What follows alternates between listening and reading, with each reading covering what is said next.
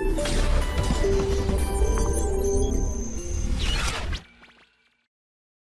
प्यारे बच्चों, ये एक द्विध्रुव है। द्विध्रुव ये माइनस क्यू, ये प्लस क्यू, दोनों के बीच की दूरी क्या है प्यारे बच्चों? 12 डॉट डॉट डॉट। ये लाइन आपको दिखाई दे रही है।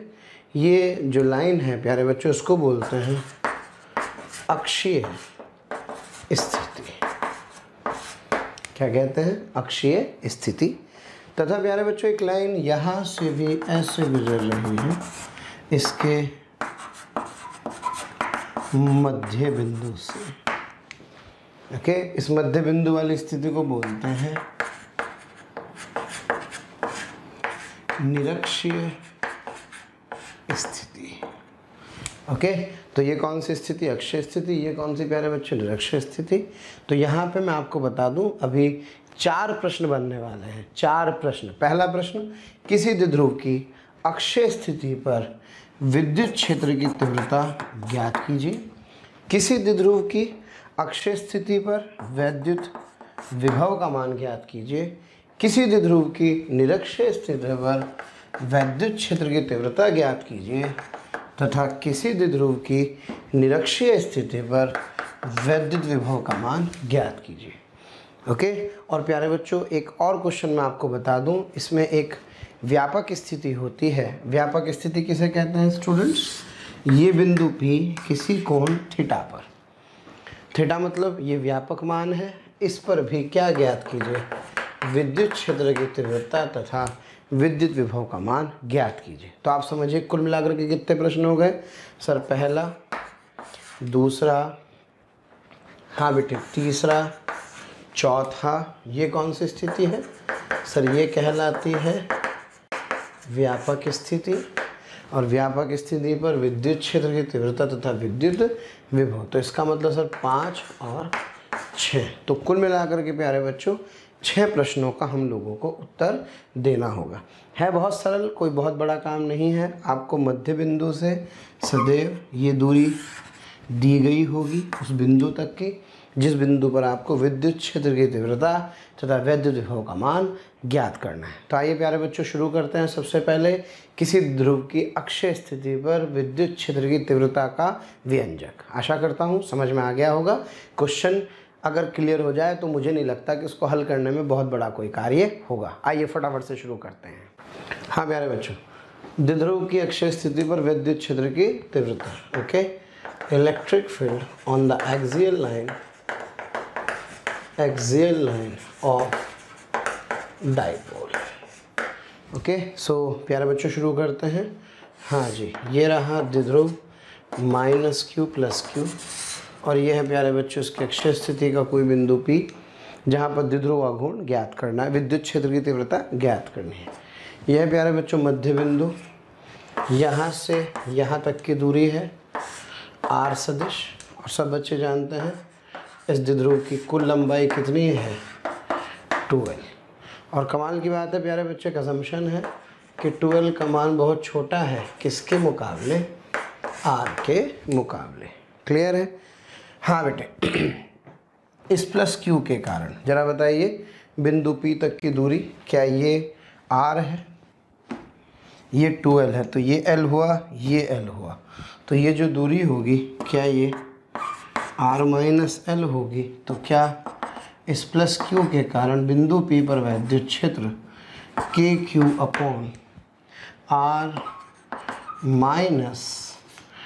- l का वर्ग होगा। ध्यान दीजिए, ये दूरी कितनी है प्यारे बच्चों? 12। ये दूरी कितनी है? r। तो ये वाली दूरी कितनी होगी? r - l होगी। और प्यारे बच्चों ये दूरी कितनी होगी सर? ये दूरी होगी r + l। अब बताइए। हाँ जी प्यारे बच्चों, +q के कारण जो विद्युत क्षेत्र है उसकी दिशा इस ओर होगी। ये कैसा आवेश है सर? ये एक -q आवेश है। तो -q के कारण विद्युत क्षेत्र क्या बिंदु P पर अंदर की ओर होगा, और इसका जो परिमाण होगा वो होगा सर KQ/r + l का वर्ग। आशा करता हूँ समझ में आ रहा हो, क्योंकि ये दूरी कितनी है बेटे? r + l है। तो बिंदु P पर परिणामी विद्युत क्षेत्र क्या होगा सर? +q के कारण तथा माइनस क्यू के कारण इसका योग होगा। चूँकि दिशाएं विपरीत है प्यारे बच्चों, तो ये इस दिशा में है तो इसको प्लस कहूँ, ये इस दिशा में है तो इसको माइनस कहूँ। तो यहाँ पर ये आ जाएगा के क्यू बटे आर माइनस एल का वर्ग माइनस के क्यू बटे आर प्लस एल का वर्ग। ओके, क्लियर है। अब बेटे इसको सिंप्लीफाई करना है। कई बार ये वाला एक्सप्रेशन हम कर चुके हैं इससे पहले भी, है ना, कि जब हम इस एक्सप्रेशन को क्या करते हैं, सिंप्लीफाई करते हैं। तो सिंप्लीफाई करते हुए प्यारे बच्चों यहाँ से के क्यू कॉमन ले लिया जाएगा, 1/r माइनस एल का square minus R plus L का होल स्क्वायर आ जाएगा। क्लियर है प्यारे बच्चों? ओके। से जो परिणामी विद्युत क्षेत्र होगा, अब ये परिणामी विद्युत क्षेत्र यहाँ से लिख सकता हूँ sir K Q R square minus L square का प्यारे बच्चों होल स्क्वायर, और ये आ जाएगा आर प्लस एल का square minus R minus L का स्क्वायर। ये आ जाएगा K Q yes R square minus L square का होल स्क्वायर, और ये बेटे जब आप इसे हल करेंगे तो ये आएगा 4rl। कितना आएगा भाई? 4rl। ओके। हाँ बेटे, अब एक काम करते हैं, यहाँ से के क्यू के साथ हम 2l को अलग लिख लेते हैं और इसको 2r को अलग लिख लेते हैं, और R square minus L square का होल स्क्वायर लिख लेते हैं। प्यारे बच्चों q इंटू 2l क्या होता है? सर q इंटू 2l को क्या बोलते हैं? p। वाह जी वाह। तो बेटे इसको क्या 2kp क्या pkp into 2r upon R square minus L square का स्क्वायर आ जाएगा। तो जो परिणामी विद्युत क्षेत्र होगा अब बिंदु P पर, इसका मान होगा बेटे 2kp R upon R square minus L square का होल स्क्वायर। क्लियर है सब बच्चों को? तो इस तरह से मैं क्या कर सकता हूँ, बिंदु P पर विद्युत क्षेत्र निकाल सकता हूँ। फिर बता दूँ बेटे, ये एक द्विध्रुव है, ये माइनस क्यू है, ये प्लस क्यू है। प्लस क्यू की यहाँ से दूरी r माइनस एल है, माइनस क्यू की ये दूरी क्या है प्यारे बच्चों? r प्लस एल है। इसके कारण विद्युत क्षेत्र की दिशा इधर होगी, परिमाण इतना होगा। इसके कारण विद्युत क्षेत्र की दिशा अंदर की ओर होगी, जबकि परिमाण ये होगा। परिणामी विद्युत क्षेत्र के संगत कुछ इसको इस प्रकार लिखा जा सकता है। अब इसमें प्यारे बच्चों एक महत्वपूर्ण बात जिस पर हम चर्चा कर सकते हैं, क्या है? हाँ जी, ये जो परिणामी विद्युत क्षेत्र आया, परिणामी विद्युत क्षेत्र प्यारे बच्चों प्राप्त हुआ, ये जो P बिंदु पर द्विध्रुव के कारण ये द्विध्रुव की अक्षीय स्थिति पर विद्युत क्षेत्र कितना प्यारे बच्चों? 2kp R upon R square minus L square का वर्ग। आप सभी जानते हैं, ये अजम्पशन हम ले चुके थे, द्विध्रुव का आकार बहुत छोटा है r के सापेक्ष। तो क्या इसका मतलब यदि r बहुत बड़ा है l से, तो क्या इसको नगण्य मानकर छोड़ सकता हूँ? तो अगर इसको नगण्य मानकर छोड़ देंगे तो क्या जो परिणामी विद्युत क्षेत्र होगा, क्या बेटे वो 2kp आर अपॉन आर की घात 4 आ जाएगा, और इससे ये कट गया। तो जो परिणामी विद्युत क्षेत्र होगा ये होगा 2kp अपॉन आर की घात 3। आशा करता हूँ प्यारे बच्चों समझ में आ रहा है। अच्छा, कमाल की बात है, धनात्मक है तो यही परिणामी विद्युत क्षेत्र की दिशा होगी, क्योंकि ये वाला विद्युत क्षेत्र और इस वाले विद्युत क्षेत्र में प्यारे बच्चों ध्यान से देखें, ये वाला पद r प्लस एल स्वाभाविक है, छोटा है। क्यों? क्योंकि ये भिन्न के हर में आ रहा है, तो ये पद छोटा है, ये पद बड़ा, तभी तो धनात्मक आया। तो परिणामी विद्युत क्षेत्र इस दिशा में है, जबकि द्विध्रुवाघूर्ण की दिशा भी क्या इधर ही, क्योंकि द्विध्रुवाघूर्ण होता है माइनस क्यू से प्लस क्यू की ओर। प्यारे बच्चों विद्युत क्षेत्र भी इसी ओर है, तो दोनों की दिशाएं क्या हैं? समान। तो इसको सदिश रूप में, कैसे रूप में? सदिश रूप में इसको लिख सकता हूँ ई सदिश बराबर 2kp बटे r की घात 3। ये प्यारे बच्चों अक्षीय स्थिति पर, किस पर? अक्षीय स्थिति पर विद्युत क्षेत्र की तीव्रता का व्यंजक होगा। क्लियर है? कितना? 2kp/r³। और जो दिशा किसकी है? द्विध्रुवा घूर्ण की दिशा है, वही दिशा प्यारे बच्चों वैद्युत क्षेत्र की दिशा है। क्लियर है? आइए अब बढ़ते हैं आगे और द्विध्रुव की निरक्षीय स्थिति पर विद्युत क्षेत्र की तीव्रता का मान ज्ञात करते हैं। किसी द्विध्रुव की निरक्षीय स्थिति पर विद्युत क्षेत्र की तीव्रता के मान का परिकलन करना। हाँ प्यारे बच्चों, ये -q है और ये क्या है? +q। हाँ प्यारे बच्चों, इस P बिंदु पर, जो कि यहाँ से कितनी दूरी पर है? r पर, विद्युत क्षेत्र की तीव्रता का मान ज्ञात करना है। ये L होगा, तो ये क्या होगा? L, क्योंकि ये इसका मध्य बिंदु है। हाँ प्यारे बच्चों, सबसे पहला काम +q के कारण। किसके कारण? +q के कारण इस बिंदु पर क्या? ये विद्युत क्षेत्र होगा। और इसका मान, यदि दूरी कितनी हो प्यारे बच्चों? x, तो इसका मान होगा kq/x का वर्ग। क्लियर है प्यारे बच्चों? ये दूरी कितनी है?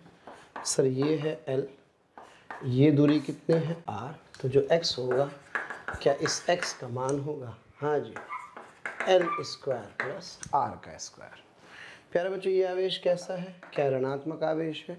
तो ऋणात्मक आवेश के कारण इस बिंदु पर वैद्युत क्षेत्र अंदर की ओर होगा, जिसे आप E- कहेंगे। क्लियर है? और चूंकि ये दूरी भी एक जैसी ही है, तो ये x हुई, तो इसका जो परिमाण होगा ये भी kq/x² होगा, परंतु इसकी दिशा इस ओर होगी। तो मैं कह सकता हूँ कि यहाँ पर प्यारे बच्चों बिंदु P पर दो विद्युत क्षेत्र हैं जिनके परिमाण समान हैं, परंतु दिशाएं क्या हैं? भिन्न भिन्न। अब मुझे परिणामी विद्युत क्षेत्र के मान की प्यारे बच्चों गणना करनी है। हाँ जी, तो एक काम करते हैं ज्यामिति से। ये कोण थीटा है, तो ये वाला कोण थीटा है, और प्यारे बच्चों ये थीटा है, तो ये थीटा है, तो ये वाला कोण भी थीटा है। तो मैं कह सकता हूँ कि ये कोण थीटा होगा, तो ये कोण थीटा होगा। हाँ जी, ई का ये घटक क्या बेटे? साइन थीटा होगा, जबकि ई का ये घटक कॉस थीटा होगा। इधर बात करते हैं, ई का ये घटक ई साइन थीटा होगा, और ई का ये घटक ई कॉस थीटा होगा। तो क्या प्यारे बच्चों, ये प्यारे बच्चों बहुत बहुत शुक्रिया दिल से आप सभी लोगों का, जो आप लोगों का इतना प्यार मिला, आप लोगों के इतने व्यूज़, इतने सारे लाइक्स, इतने सारे कमेंट्स मिले। मैं ये आपको बताना चाहता हूँ कि जो डिस्क्रिप्शन में लिंक दिया है, प्लीज़ वहाँ जा कर के अपना एनरोलमेंट ज़रूर सुनिश्चित करें। और प्यारे बच्चों, इसके अलावा यदि आप डाउट्स का बेनिफिट उठाना चाहते हैं, आप स्टडी मटेरियल का बेनिफिट उठाना चाहते हैं, तो मोशन के प्रीमियम कोर्स को ज्वाइन करें। ये कहीं ना कहीं आपके लिए बहुत बेनिफिशियल होने वाला है। कैंसिल हो गए, तो क्या मैं लिख सकता हूँ परिणामी विद्युत क्षेत्र? हाँ जी, परिणामी विद्युत क्षेत्र होगा प्यारे बच्चों 2e cos थीटा। ओके, आइए आगे बढ़ते हैं। हाँ जी, e का मान kq/x²। हाँ बेटे, kq/x²। और प्यारे बच्चों, इस त्रिभुज में ये cos थीटा यहाँ से भी लिख सकते हैं। cos थीटा होता है आधार बटे कर्ण, अर्थात L/x। तो ये आ गया 2kq L/x³ परिणामी वैद्युत क्षेत्र, और दिशा इस तरह। प्यारे बच्चों, एक काम करते हैं, k को एक साथ रखते हैं, q के साथ 2l को लिख लेते हैं, और ये x³, चूँकि यहाँ से x का मान आपको पता है, तो ये होगा L² + r²3/2। और बेटे q × 12 को p लिख सकते हैं, तो यहाँ से जो परिणामी वैद्युत क्षेत्र होगा वो kp/L² जमा, हाँ बेटे, L² जमा r²3/2 होगा परिणामी वैद्युत क्षेत्र मेरे पास। क्लियर है?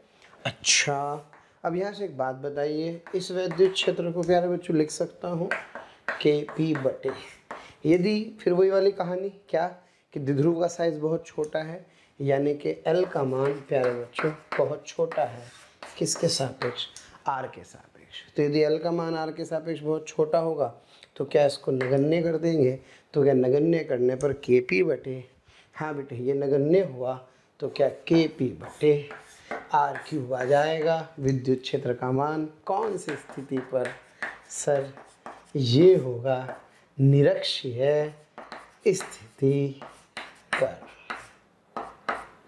कौन सी स्थिति पर? निरक्षीय स्थिति पर। प्यारे बच्चों, इसमें एक बहुत महत्वपूर्ण बिंदु है, ध्यान से समझे।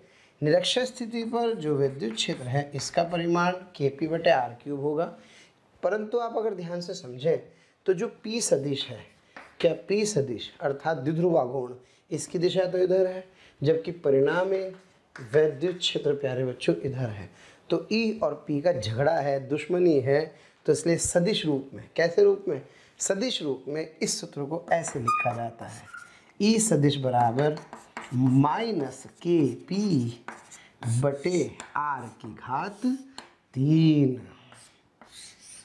हाँ बेटे, कौन सी स्थिति पर सर? निरक्षीय स्थिति पर। ऋणात्मक चिन्ह ये बताता है प्यारे बच्चों कि द्विध्रुवाघूर्ण की दिशा इधर है, तो परिणामी विद्युत क्षेत्र की दिशा इस ओर होगी। अच्छा, एक महत्वपूर्ण रिश्ता यहाँ से और मिलने वाला है। आपने अक्षीय स्थिति पर कितना मान निकाला था सर? अक्षीय स्थिति पर था 2Kp/r³, अगर परिमाण की बात करें। अब एक बात बताओ, Kp/r³ के निरक्षीय है? Yes sir. तो बेटे E जो अक्षीय स्थिति पर होगा, क्या वो दुगना होगा? किसका दुगना होगा? निरक्षीय स्थिति पर विद्युत क्षेत्र की तीव्रता का। तो इसलिए आप ध्यान रखें, अक्षीय स्थिति पर जो विद्युत क्षेत्र की तीव्रता होती है किसी द्विध्रुव के, वो निरक्षीय स्थिति की तीव्रता की दुगनी होती है। आशा करता हूँ ये उदाहरण प्यारे बच्चों आपको समझ में आ गया होगा। तो सर आप ये कहना चाहते हैं कि अगर एक द्विध्रुव, हाँ प्यारे बच्चों मैं ये कहना चाह रहा हूँ कि अगर मान लीजिए एक द्विध्रुव आपको कुछ इस तरह से दिया जाए, तो इसके इस बिंदु पर, कौन सी स्थिति पर? अक्षीय स्थिति पर विद्युत क्षेत्र की तीव्रता, तथा यहाँ इक्वेटोरियल बोलते हैं, यानी कि निरक्षीय स्थिति पर विद्युत क्षेत्र की तीव्रता में क्या संबंध होगा सर? अक्षीय स्थिति पर तीव्रता दुगनी होगी किसकी? निरक्षीय स्थिति की तीव्रता की।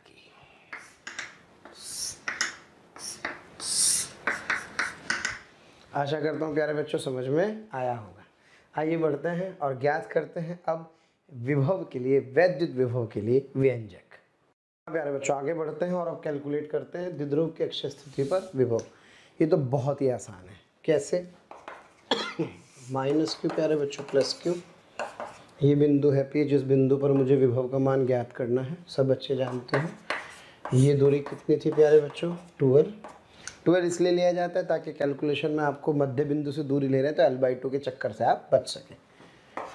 हाँ प्यारे बच्चों, ये दूरी कितनी है? R। तो भाई ये कितनी हुई सर? ये हुई R - L। और बेटे ये दूरी कितनी हुई सर? ये दूरी हुई R + L। ओके, अब एक काम करते हैं, +Q के कारण विभव लिखता हूँ। हाँ बेटे, +Q के कारण विभव होगा KQ/R - L। और बेटे -Q के कारण दूरी है कितनी? इतनी। तो सर -Q के कारण होगा, हाँ बेटे, K -Q/R + L। ओके, बस सदिश वदिश की टेंशन ही नहीं है, तो अदिश राशि डायरेक्ट जोड़ सकते हैं।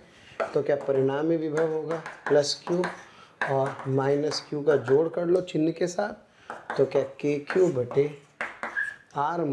L। हाँ बेटे, -KQ/R + L। हाँ प्यारे बच्चों, जब लघुत्तम लेंगे तो ये आ जाएगा, KQ बाहर आ गया है, R + L - R + L, R से R छम्मा छम्मा। हाँ बेटे, KQ 12/R² - L² से मेरे पास कुल विभव आ गया। अब तो पहचान हो गई है क्या है Q × 12 को क्या लिख सकता हूँ सर? Q × 12 को पुनः क्या P लिख सकता हूँ? तो बेटे ये मेरे पास आ गया KP/R² - L²। और फिर वही बात, द्विध्रुव का आकार बहुत छोटा है, दूरी बहुत बड़ी है, यानी कि अजम्पशन। हाँ जी, यदि R का मान बहुत बड़ा है किससे? L से, तो क्या बेटे इसको नगण्य मानकर छोड़ देंगे, तो क्या मेरे पास उत्तर आ जाएगा KP/R²। और इसकी कोई दिशा नहीं होती है तो अदिश राशि है, तो किसी द्विध्रुव की अक्ष के किसी बिंदु पर जो प्यारे बच्चों विद्युत विभव होगा इसका मान होगा Kp/r का वर्ग। क्लियर है सब बच्चों को? अब बात है निरक्षीय स्थिति पर, यही बता देता हूँ, ज़्यादा समय खराब करने की आवश्यकता नहीं।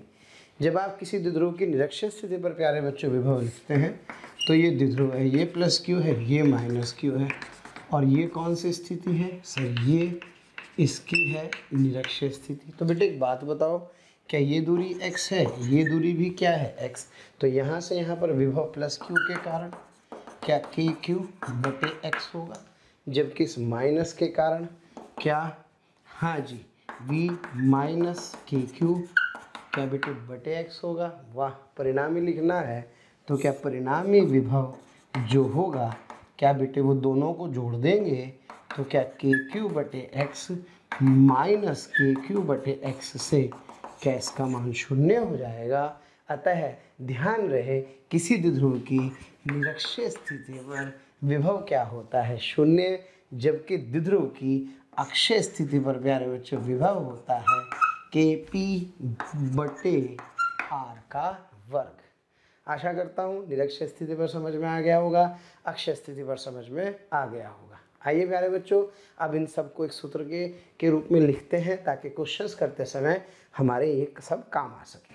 हाँ तो प्यारे बच्चों हमने क्या सीखा? हमने सीखा कि ये अगर एक द्विध्रुव है, ये माइनस क्यू है प्यारे बच्चों, ये क्यू है, तो इसके इस बिंदु पर विद्युत क्षेत्र की तीव्रता, हाँ जी, क्या 2Kp/r³ होगा। ओके, दिशा इधर ही होगी और प्यारे बच्चों विभव सर Kp/r² होगा। और यहाँ पर जो विद्युत क्षेत्र की तीव्रता होगी क्या वो Kp/r³ होगी तथा बेटे विभव का मान कितना होगा 0 होगा। क्लियर है? और मुझसे कह रहा है अब इस प्रश्न के अनुसार कि भाई ये किसी कोण थीटा पर कोई बिंदु P है, प्यारे बच्चों इस बिंदु पर विद्युत क्षेत्र की तीव्रता तथा विद्युत विभव का मान ज्ञात कीजिए। और इसी को क्या कहते हैं स्टूडेंट्स? इसको कहते हैं व्यापक स्थिति। क्या कहते हैं इसको? व्यापक स्थिति, यानी कि जनरल पोजीशन। तो अब जनरल पोजीशन पर हम क्या करेंगे? विद्युत क्षेत्र की तीव्रता तथा विभव का व्यंजक प्राप्त करेंगे। तो आइए करते हैं शुरुआत इस आर्टिकल की। द्विध्रुव ये दिखाई दे रहा है आपको, और अब आपसे कह रहा है कि विद्युत क्षेत्र की तीव्रता का मान ज्ञात करना है। कहाँ पर? किसी बिंदु A पर। माना ये दूरी कितने प्यारे बच्चों? r, और ये कुल दूरी है 2l। ओके, चलो अब देखो इसका तरीका समझो बेटे। अच्छा, ये वाला कोण कितना दिया है? थीटा। तो उसका बहुत प्यारा सा तरीका है, ज़्यादा दिमाग लगाने की आवश्यकता नहीं है। एक्चुअल में जो द्विध्रुव है वो द्विध्रुव होता है सदैव -q से +q की ओर। मैं आपको बेटे एक छोटी सी बात याद दिला दूँ, -q से +q की ओर होता है। तो ये द्विध्रुव आघूर्ण की दिशा है प्यारे बच्चों। इसकी अक्षीय स्थिति पर तीव्रता 2Kp/r³ होती है, जबकि इसकी निरक्षीय स्थिति पर तीव्रता Kp/r³ होती है। इस रिजल्ट का अपने को थोड़ा सा ख्याल रखना है और इसी को यूज़ करना है। ओके, तो आइए ज़रा प्यारे बच्चों ध्यान से देखें। सबसे पहले यहाँ पर ये है P,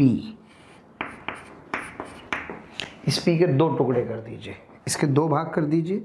कौन कौन से भाग होंगे सर? इसका एक भाग ये होगा और एक भाग ये होगा।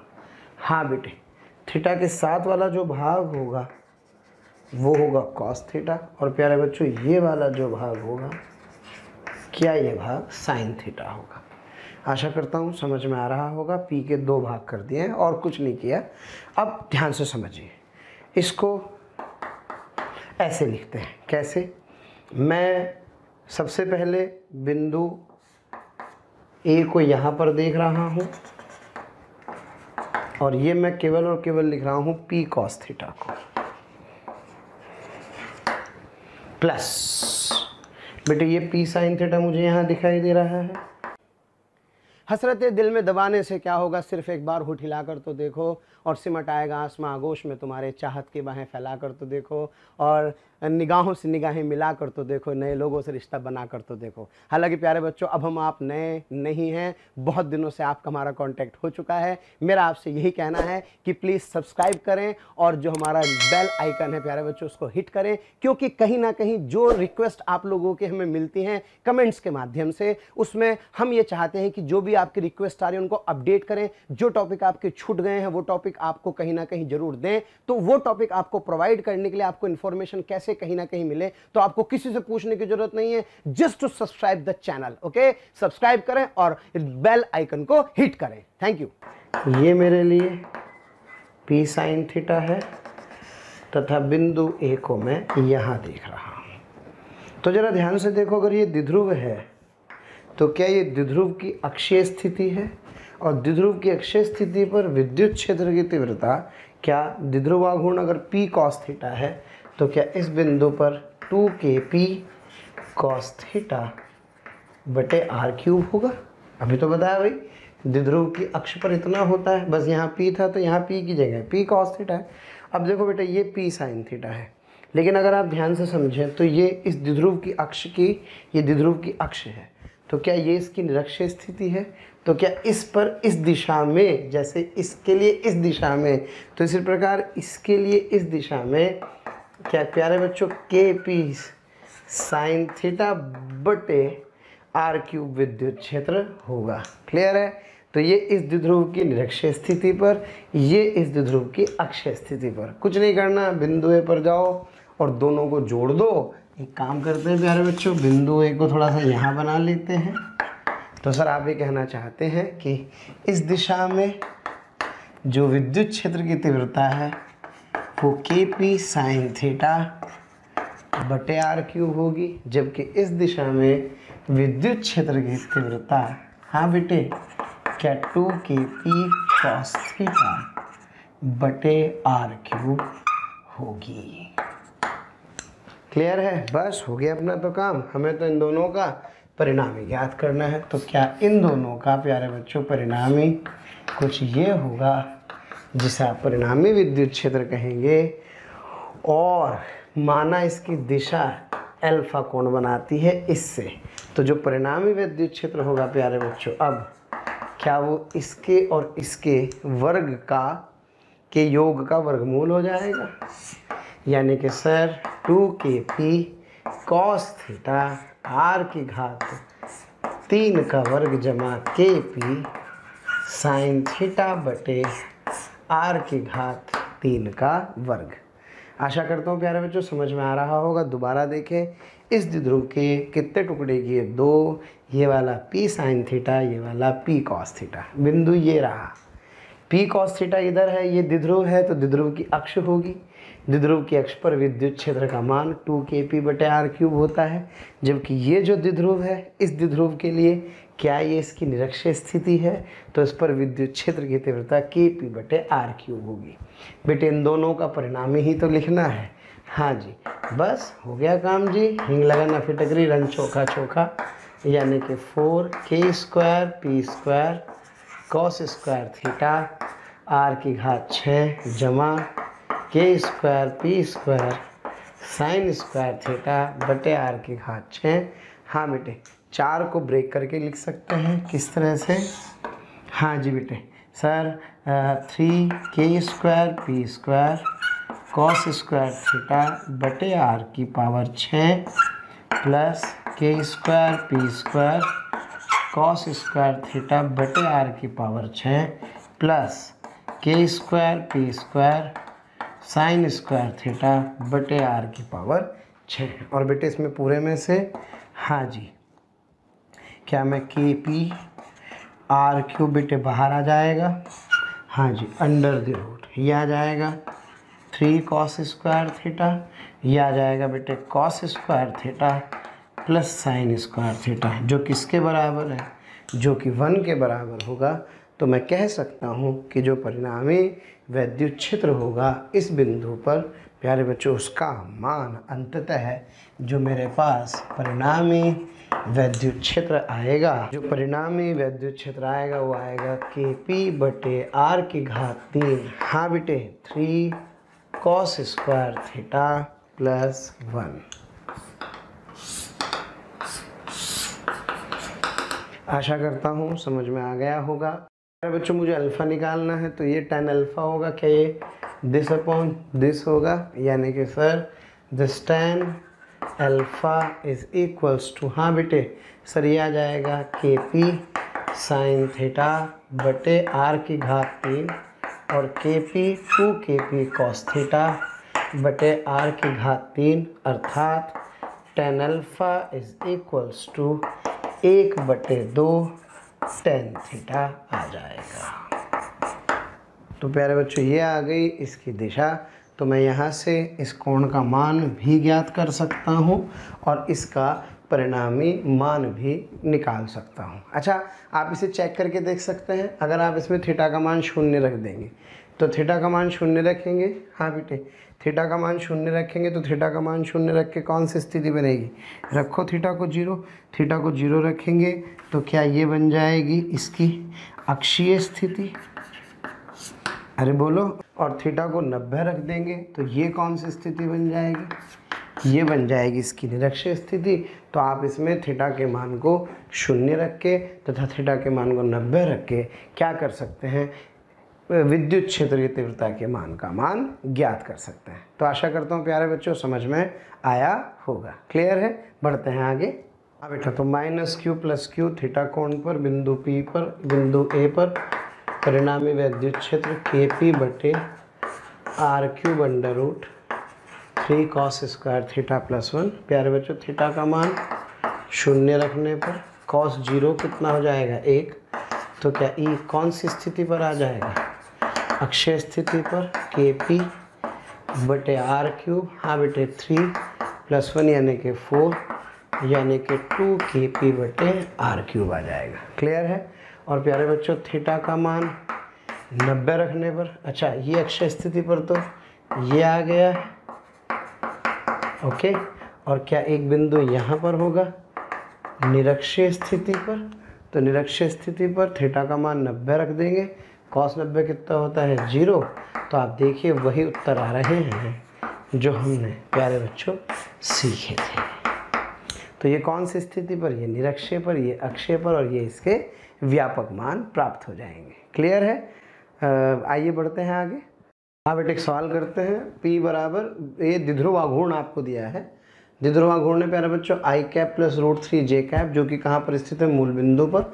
इसके कारण 2 0 0 पर आपको विद्युत क्षेत्र की तीव्रता ज्ञात करनी है, ओके, ध्यान से समझिए।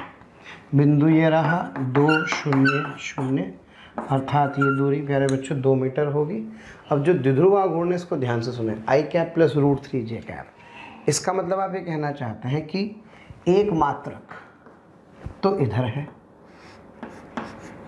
एक मात्रक तो इधर है P, और बेटे √3 मात्रक किधर है, सर √3 मात्रक इधर है, इसको बेटे P2 को। अब ये दो अलग अलग द्विध्रुव हुए, मज़ा आएगा, ध्यान से देखना। ये द्विध्रुव को अगर आप देखो तो इसकी अक्षय स्थिति ये है, तो इसकी अक्षय स्थिति पर जो तीव्रता होगी इसके कारण क्या वो 2Kp/r³ होगी, भाई P तो 1 है ना, बोलो बेटे, बिल्कुल सही बात है सर, ये आ जाएगा। और इसके कारण प्यारे बच्चों द्विध्रुव की क्या ये निरक्षीय स्थिति है, तो इसकी निरक्षीय स्थिति पर क्या इसका मान P कितना बेटे √3 बटे क्या r³ आ जाएगा, सिंपल, क्योंकि यहाँ डबल होता है यहाँ आधा होता है। तो मेरे पास अगर मैं ध्यान से देखूं तो मेरे पास दो विद्युत क्षेत्र मुझे दिखाई दे रहे हैं, हाँ जी, एक विद्युत क्षेत्र क्या है सर, ये इससे कैंसिल हो गया, यानी कि K/4, और एक क्या है यहाँ पर प्यारे बच्चों K√3/8, K√3/8। अब क्या निकालना है इनका, परिणामी विद्युत क्षेत्र निकालना है, तो जो इनका परिणामी विद्युत क्षेत्र होगा क्या ये होगा प्यारे बच्चों, दिस स्क्वायर अर्थात k/4 का वर्ग जमा k√3/8 का वर्ग, ये आ जाएगा इस बिंदु पर परिणामी विद्युत क्षेत्र। तो आशा करता हूँ प्यारे बच्चों समझ में आ रहा होगा कि ऐसे हम क्या कर सकते हैं, अक्षीय तथा निरक्षीय स्थिति का प्रयोग करके इसको हल कर सकते हैं। क्लियर है? यहाँ कितना होता है, अक्षीय स्थिति पर डबल होता है, जबकि निरक्षीय स्थिति पर केवल सिंपल kp/r³ होता है। तो प्यारे बच्चों आशा करता हूँ समझ में आया होगा सब बच्चों को। ओके, तो ये इस प्रकार में ई का मान ज्ञात कर सकता हूँ। पढ़ते हैं आगे। हाँ प्यारे बच्चों, मुझे विद्युत विभव का व्यापक मान ज्ञात करना है, ये वही द्विध्रुव है।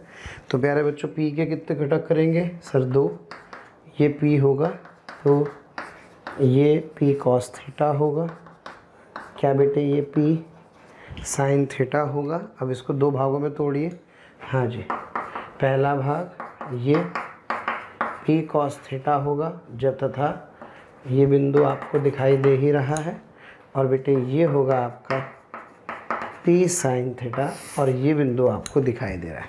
तो भाई इसके कारण तो विभव होता है kp/r का वर्ग, लेकिन p की जगह p cos थीटा, और दिशा तो कुछ होती ही नहीं, बस इतना ही होता है अक्षीय स्थिति पर।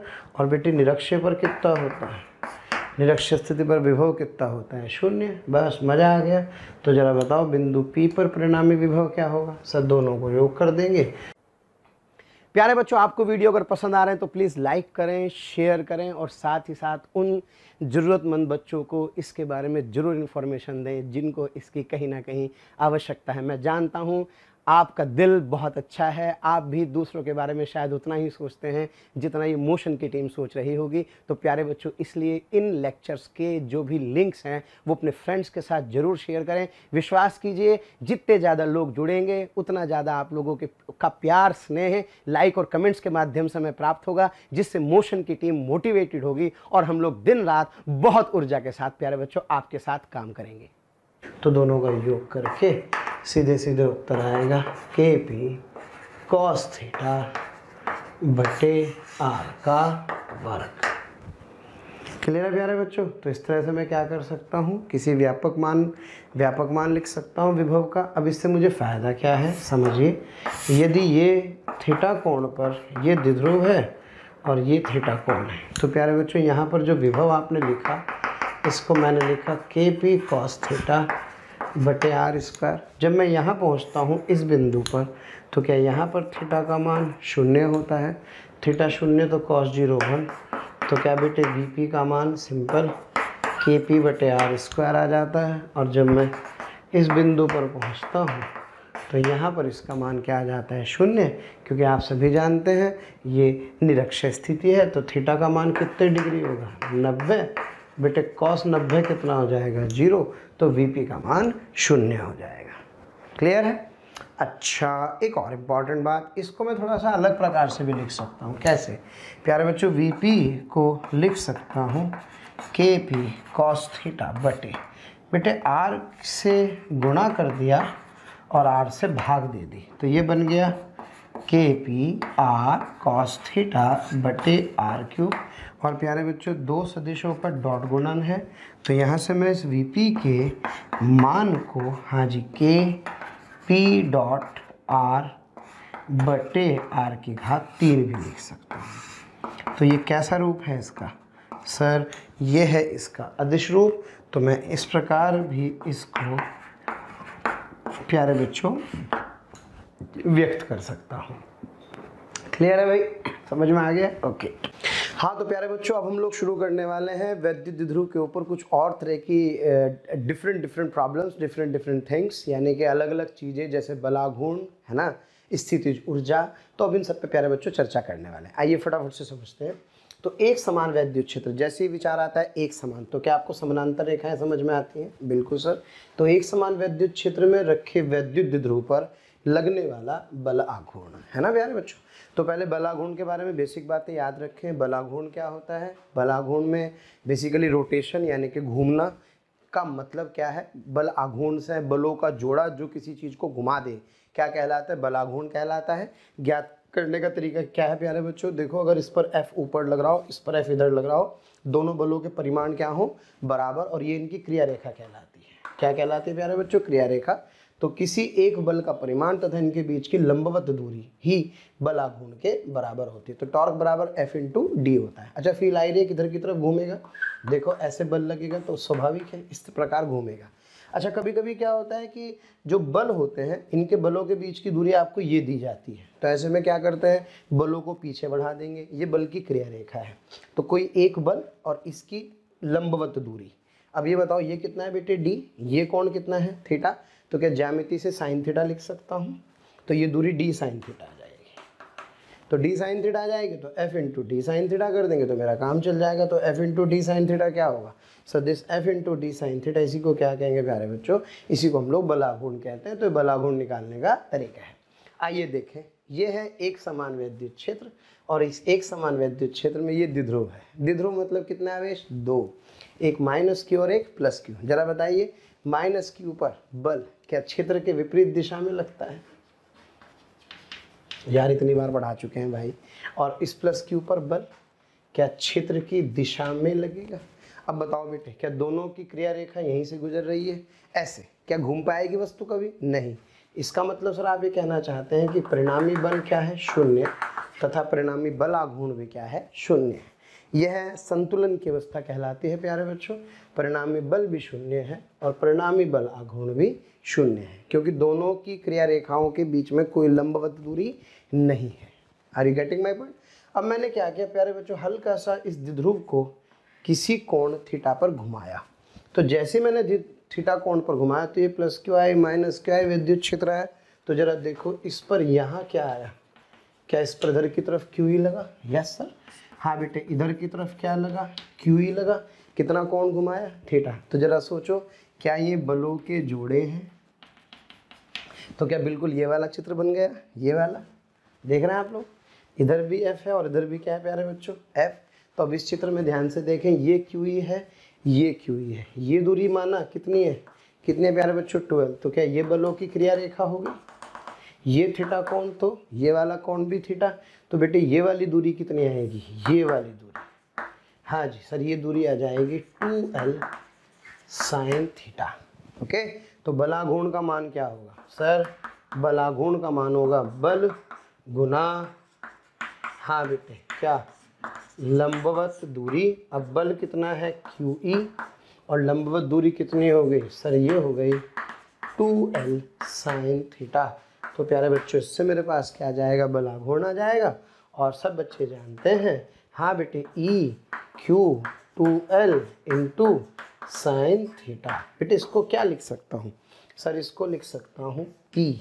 तो मेरे पास जो यहाँ से टाउ यानी कि टॉर्क का जो एक्सप्रेशन आएगा प्यारे बच्चों, वो क्या आ जाएगा sir? That torque is equals to PE sine theta.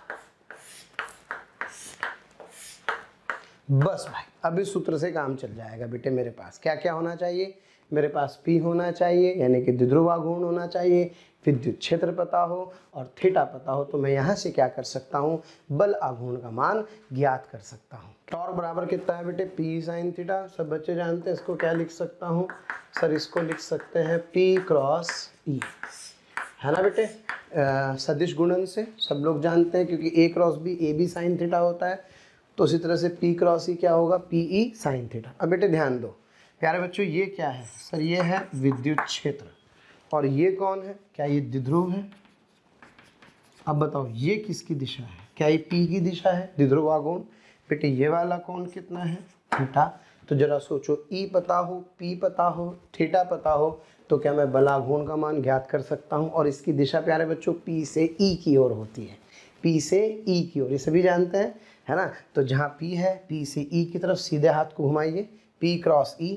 तो प्यारे बच्चों, इसकी दिशा, बल आघूर्ण की दिशा सदैव इस तरफ होगी, यानी कि P से E की ओर कौन सा हाथ? दाहिना हाथ घुमाने पर,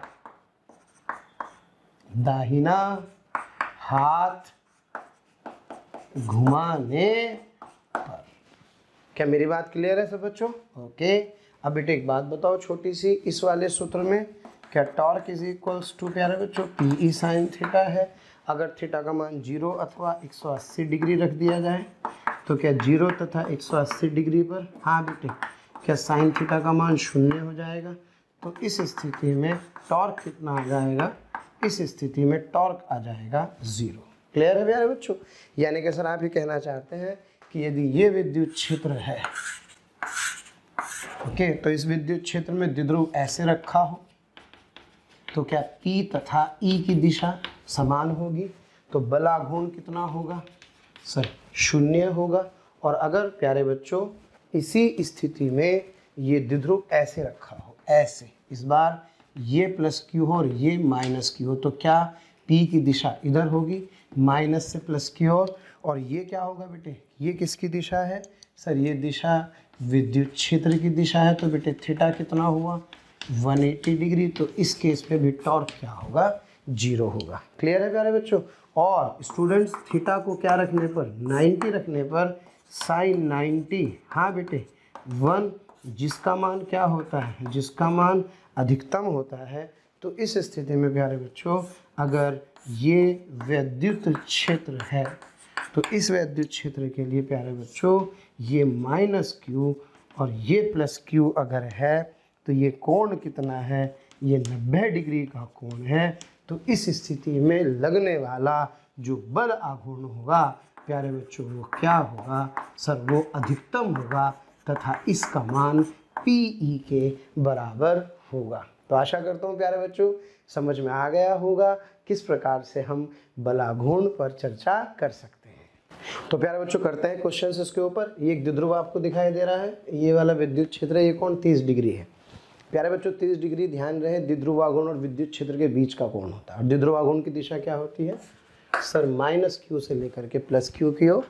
तो प्यारे बच्चों टॉर्क क्या होता है sir? Simply PE sine theta, हाँ बेटा PE साइन थीटा, साइन 30, और साइन 30 कितना दिया है? 1/2। तो उत्तर कितना हो गया सर? उत्तर आ जाएगा PE/2। क्या आशा करता हूँ समझ में आ रहा है। और दिशा सर P से E की ओर, हाँ बेटे, यानी कि घड़ी की सुइयों की दिशा में मैं कह सकता हूँ कि क्लॉकवाइज डायरेक्शन। क्लियर है? अब अगला सवाल देखते हैं।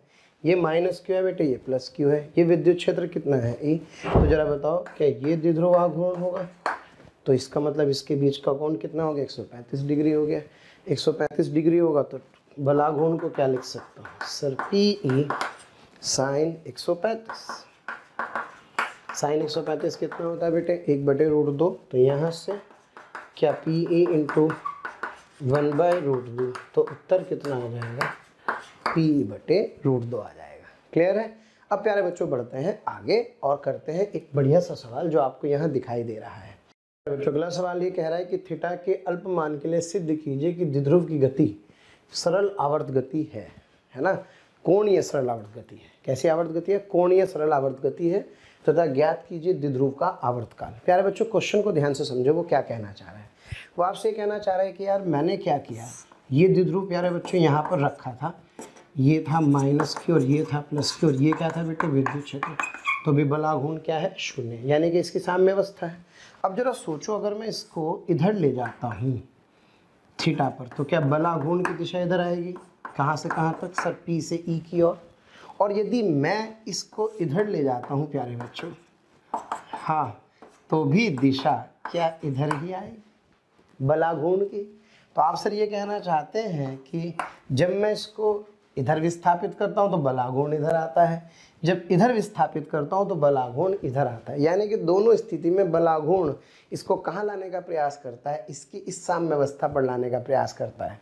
ऐसी स्थिति में प्यारे बच्चों जो बलाघूर्ण है, ये बलाघूर्ण एक तरह का प्रत्यानयन बलाघूर्ण का काम करता है, जो इसे वापस इसकी साम्य अवस्था में लाने का प्रयास करता है। और जब ये इसको इसकी साम्य अवस्था में लाने का प्रयास करता है तो कहीं ना कहीं ऐसी स्थिति से ही तो सरलावर्त गतियाँ की स्थिति उत्पन्न होती है। तो प्यारे बच्चों लिखते हैं फटाफट से, जरा बताइए थीटा कोण पर। यस, क्या ये किसकी दिशा है? P की।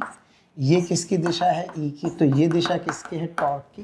तो क्या टॉर्क को लिख सकता हूँ minus P E sine theta. प्यारे बच्चों थीटा मैंने इसलिए लिखा, निगेटिव साइन इसलिए लिया क्योंकि अगर मैं इसको इधर ले जा रहा हूँ तो बलाघूर्ण की दिशा इधर आ रही है। क्वेश्चन में क्या दिया है, थीटा के अल्पमान, थीटा छोटा है, तो क्या प्यारे बच्चों साइन थीटा को क्या लिख सकता हूँ, लगभग थीटा लिख सकता हूँ। तो क्या टाउ बराबर माइनस पी ई थीटा आ जाएगा। और सब बच्चे जानते हैं, हाँ जी, टॉर्क को क्या लिख सकते हैं, क्या बेटे टॉर्क को आई अल्फ़ा लिख सकता हूँ। तो यहाँ से क्या आई अल्फ़ा बराबर माइनस पी ई थीटा आ जाएगा। तो क्या यहाँ से अल्फ़ा का मान माइनस पी ई बटे अल्फ़ा इंटू थीटा आ जाएगा। सर हंस क्यों रहे हो, अरे भाई यही तो एसएचएम की कंडीशन है, याद करो। याद है बेटा एसएचएम की कंडीशन क्या होती है, सरलावर्त गति की कंडीशन क्या होती है। यस सर सरलावर्त गति की कंडीशन होती है कि या तो आप a बराबर माइनस ओमेगा स्क्वायर एक्स को सिद्ध करें या अल्फा बराबर माइनस ओमेगा स्क्वायर थीटा को लाएं। ये दोनों ही कंडीशन किसकी कंडीशन है, सरलावर्त गति की तुलना कर देंगे तो ये ओमेगा स्क्वायर आ जाएगा। तो क्या अल्फा बराबर माइनस ओमेगा स्क्वायर थीटा, तुलना करने पर तो क्या ओमेगा स्क्वायर का मान क्या बेटे पी ई बटे अल्फ़ा, तो ओमेगा का मान अंडर रूट पी ई बटे सॉरी आई, माफ़ी चाहूँगा, पी ई बटे आई। और ओमेगा पता है तो टाइम पीरियड क्या होता है सर, टाइम पीरियड होता है 2 पाई बाई ओमेगा, यानी कि 2 pi under the root of, हाँ बेटे I upon P E, I upon P E. ये एक्सप्रेशन है किसका प्यारे बच्चों, आवर्तकाल का। तो आपको क्या पता होना चाहिए, जड़त्वाघूर्ण आई पता हो, विद्युत क्षेत्र पता हो, द्विध्रुवाघूर्ण पता हो। तो क्या सीधे सीधे आप क्या कर सकते हैं, किसी द्विध्रुव का आवर्तकाल ज्ञात कर सकते हैं। लेकिन ध्यान रहे थीटा के मान अल्प हैं, थीटा अल्प है तभी तो साइन थीटा थीटा है, और साइन थीटा थीटा है तभी तो ये समानुपाती माइनस ऑफ थीटा क्या आ जाएगा प्यारे बच्चों। आशा करता हूँ समझ में आ रहा होगा। तो इस तरह से हम क्या कर सकते हैं, आवर्तकाल का मान ज्ञात कर सकते हैं। आइए बच्चों बढ़ते हैं आगे। प्यारे बच्चों अगर आपको लेक्चर पसंद आ रहे हैं और मैं आपसे कहता हूं कि आपको लग रहा है कि ये टॉपिक भी सर से ही पढ़ना है और आप उसके लिए कोई आपकी क्यूरी है या कोई भी आपके किसी भी तरह का प्रॉब्लम है, तो आप इस टोल फ्री नंबर पर संपर्क कर सकते हैं। टोल फ्री नंबर है 180021211799, 180021211799, 1821 799 18002121 799।